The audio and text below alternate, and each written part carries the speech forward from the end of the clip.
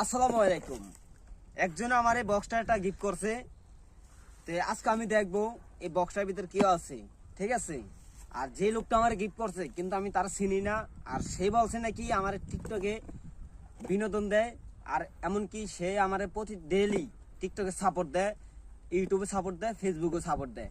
তো যাই হোক, তার ভালোবাসা আমি গ্রহণ করলাম, আর সেই লোকটা আমারে এই বক্সটা গিফট করছে। ঠিক আছে, তো আমি দেখবো এই বক্সের ভিতরে কি আছে। তো আসেন আমরা দেরি না করি, বক্সটা একটু দেখি।